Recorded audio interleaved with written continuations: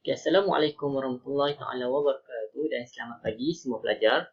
Okay, hari ini cikgu nak meneruskan sesi pengajaran cikgu menyambung untuk minggu lepas punya, iaitu berkaitan dengan topik kesihatan diri dan reproduktif sosial. Okay. Untuk minggu lepas kita dah memfokuskan kepada apa itu yang dimaksudkan dengan identiti gender dan juga peranan gender serta pengaruh sosial terhadap identiti gender dan juga peranan gender. Jadi pada hari ini cikgu akan memfokuskan kepada subtopik yang seterusnya, iaitu berkaitan dengan stereotype gender. Okay, tanpa berlengah lagi, so kita pergi kepada slide yang pertama. Okay, stereotype gender. Stereotype gender ni merujuk kepada tanggapan atau persepsi yang ditetapkan tentang ciri-ciri seseorang seperti jantina, ras atau budaya secara umum, yang melibatkan tanggapan yang tidak benar di dalam realiti. Selain itu, stereotip juga merupakan penilaian negatif atau positif terhadap sesuatu perkara atau kumpulan orang. Okay. Daripada sini kita dapat faham, kita dapat simpulkan bahawa stereotip ini merujuk kepada satu tanggapan kepada golongan individu, sama ada tanggapan itu merupakan tanggapan positif ataupun tanggapan negatif terhadap satu perkara yang melibatkan ciri-ciri seseorang tentang sama ada jantina ataupun ras ataupun budaya. Okey.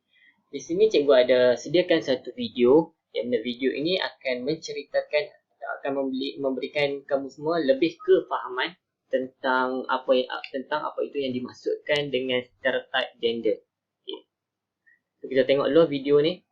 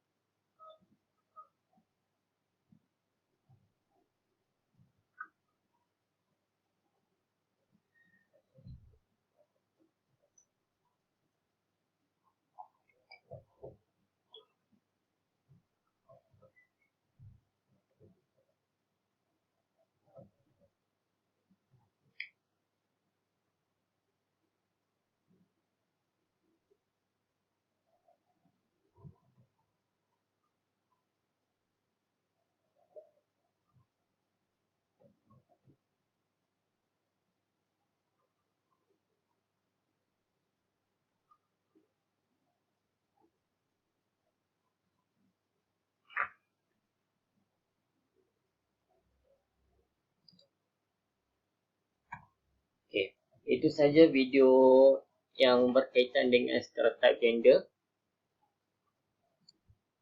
Okay, jadi daripada video tersebut, kamu rasa apakah yang dimaksudkan dengan gender? Okay. Okay, cikgu akan terangkan secara detail berkaitan dengan video ni. Okay. So kita akan pergi. Cikgu akan terang sambil kita mainkan video ni.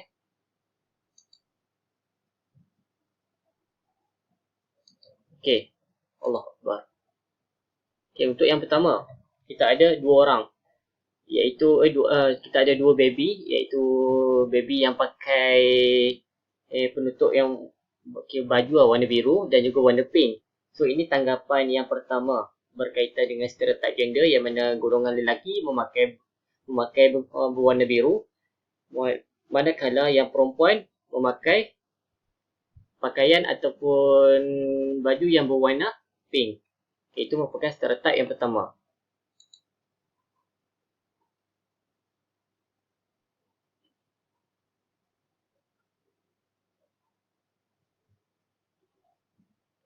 Okay, ini merupakan stereotype yang kedua, yang mana golongan lelaki bermain bola, manakala golongan perempuan bermain teddy bear.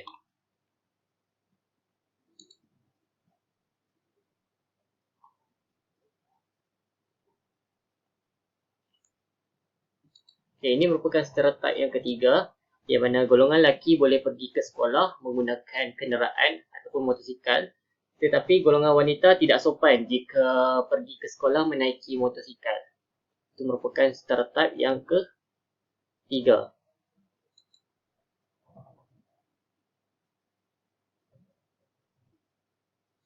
Okay, ini merupakan stereotip yang keempat, yang mana kita boleh lihat dia punya kedudukan barang di atas meja untuk golongan untuk yang lelaki dan juga yang perempuan. Okay, yang mana golongan yang lelaki pada kedudukan meja dia bersepah, manakala untuk yang perempuan barang di atas mejanya tersusun pada kedudukan tersusun. Itu merupakan stereotip yang keempat tentang sikap sikap lelaki ni tak terurus, dan perempuan ni tersusun.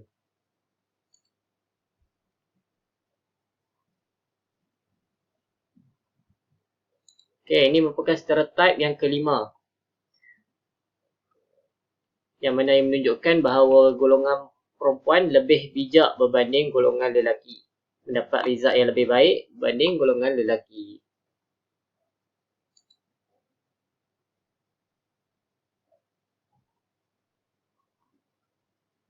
Okay, ini stereotip yang keenam, yang mana perempuan lebih rajin. Tengok dia punya buku dia ni, lebih banyak daripada lelaki. Menunjukkan bahawa yang perempuan ni lebih rajin berbanding lelaki.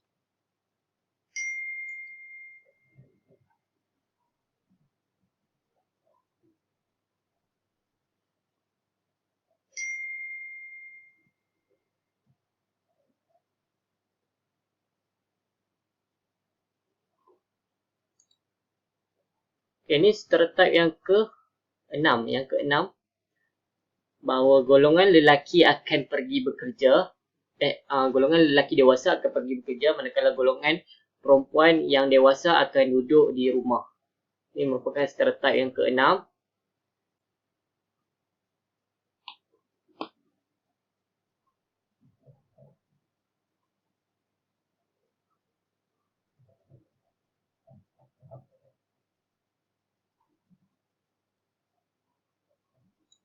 Ini stereotip yang ketujuh, yang mana golongan lelaki lebih suka untuk menonton televisyen, manakala golongan wanita akan melayan anak-anak.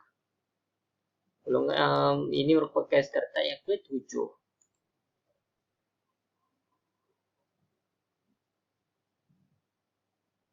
Dan stereotip yang ke-8, golongan wanita akan pergi mengemas rumah ataupun membersihkan sisa-sisa makanan yang selepas dimakan.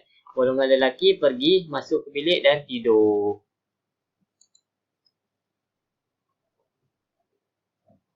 Okay.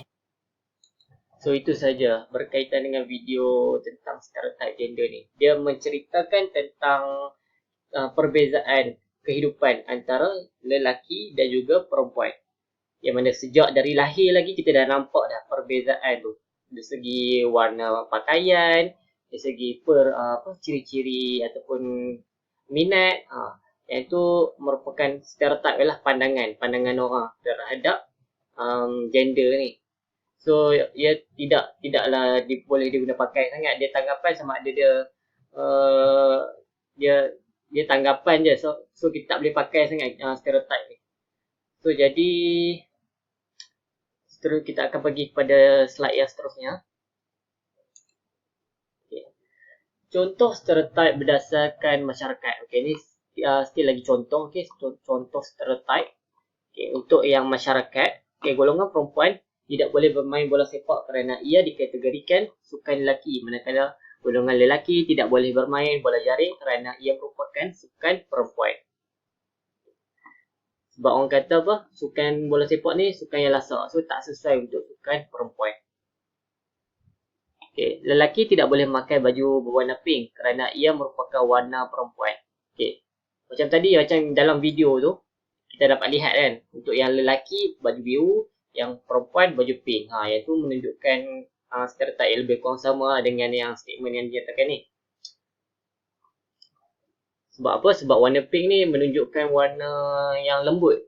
So kalau lelaki memakai baju warna pink, so mereka dianggap orang kata lembut lah. So disebabkan itulah stereotip ni kebanyakannya tidak boleh diguna pakai sebab dia sekadar warna kan. Jadi yang seterusnya, budak perempuan lemah manakala budak lelaki harus berani. Perempuan tidak perlu mementingkan pencapaian dalam pendidikan. Golongan lelaki adalah pengotor, manakala perempuan sentiasa benar. Okay, itu merupakan contoh-contoh stereotip berdasarkan masyarakat. Okay, kemudian kita pergi pula kepada contoh-contoh stereotip berdasarkan budaya atau kaum. Okay. Okay, golongan Cina adalah golongan yang tamak. Golongan Melayu adalah bangsa yang pemalas. Golongan India adalah golongan yang pemabuk. Okay. Ini bukan cikgu saja-saja sama ada cikgu yang mereka, tetapi ia memang ada. Ia memang dikeluarkan oleh Akbar Awani. Okay. Sebenarnya stereotip ni adalah dia kalau stereotip yang jenis ni dia melibatkan stereotip yang negatif lah terhadap kaum sehingga boleh menyebabkan mengganggu sensitivity kaum. Okey, seterusnya. Okey, kesaksamaan gender budaya murni. Okey. Hak kesaksamaan ini amat penting bagi mengelak berlakunya diskriminasi dan ketidakadilan kepada rakyat Malaysia dan seterusnya dapat menegakkan hak asasi manusia. Kesaksamaan gender perlu ditekankan dan ditegakkan dalam semua aspek kehidupan. Hal ini merangkumi kesaksamaan dari aspek pendidikan, peluang pekerjaan dan perlindungan hak asasi.